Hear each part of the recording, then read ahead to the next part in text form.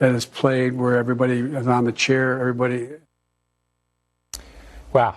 So, did you get that? Let's welcome in our panel. Joining us is Turning Point USA contributor, lawyer, and Republican strategist Erin Elmore. Also back with us, Matthew Foley from the Washington Free Beacon, and Tim Young, Washington Times columnist and founder of IDs Across America. He's also a comedian. Great to have everybody with us again.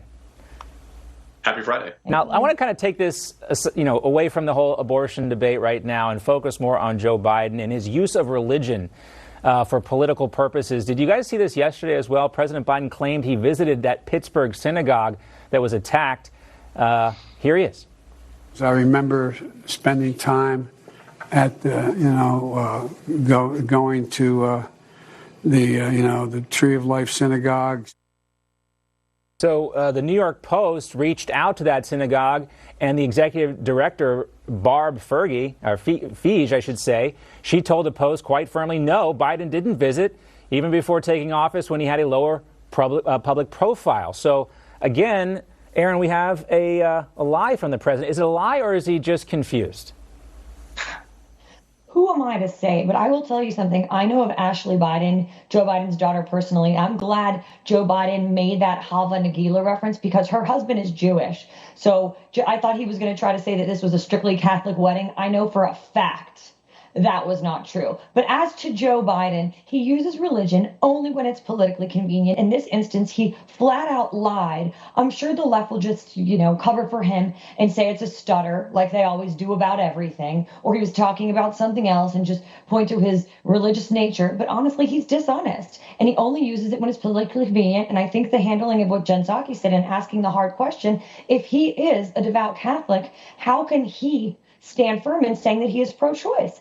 And it's absolutely wrong, and it's absolutely despicable. And I think the higher thinkers and Jewish people tend to be critically thinking people. I don't know how they're Democrats as a Jew personally, but I think they see right through this. They truly do. He does not support anything unless it's politically convenient. It's true.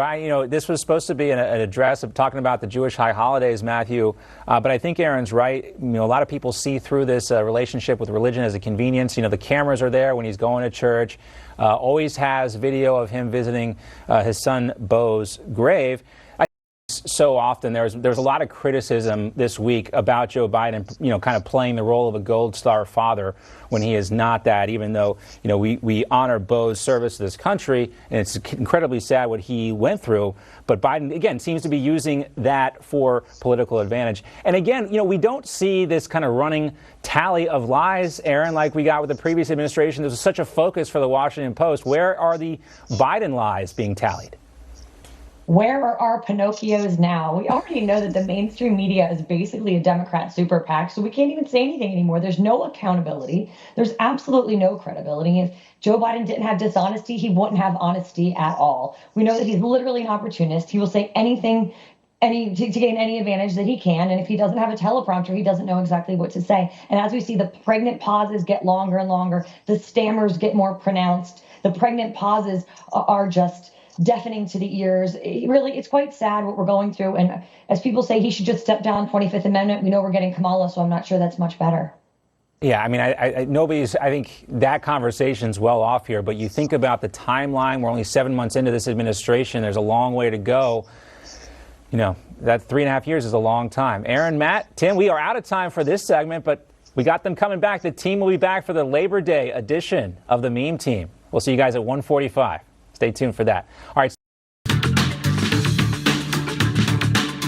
We are meming the news, and we start, there's our meme team checking in real quick. But we start with Joe Rogan's COVID diagnosis. The media seemed pretty happy that this guy caught a potentially dangerous disease. Even more mad, though, that he is treating it not the traditional way. Check out this tweet from CBS News. Breaking, I got COVID. Joe Rogan says he's using ivermectin, an unproven anti-parasite drug. It is kind of serious, but I think important and poignant. Erin, tell us what you got. We say that laughter is the best medicine, but no one's laughing what they're doing to our frontline healthcare workers. These people were saving lives when the COVID outbreak started, and they had no injections and no vaccines then. But now these people who say, hey, my body, my choice, are being fired. So they went from heroes to zeros very quickly with the medical police here in the United States. And it's just completely wrong what we're doing to people in forced vaccination, whether it's vaccine passports or to get into your gyms or concerts or restaurants. It's really quite shocking and sad. So laughter might be the best medicine. I'm not in the mood to laugh today. It's way too serious. All right, Erin, thanks for that. Let's lighten it up a little bit with Tim's meme here. What you think about this?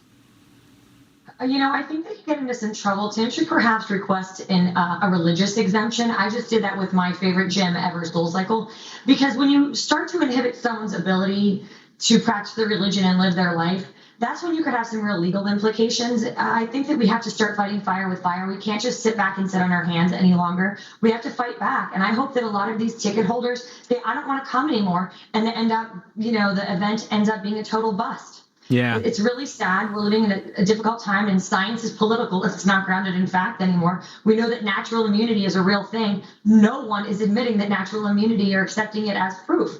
We really need to start having science be science and data be data. So, Tim, whiskey is your religion? Is that what I'm taking away from this? I only own 450 bottles. I'm not an alcoholic. I'm a hoarder. This is going anywhere when it comes to the American public. They will not forget what happened here. Thanks to our meme team this week. Always great stuff from you guys. Matthew Foldy from the Washington Free Beacon, Tim Young and Erin Elmore, Esquire. Great to see everyone. Have a great long weekend. All right, we're going to take a look at what's coming up later today here on Newsmax.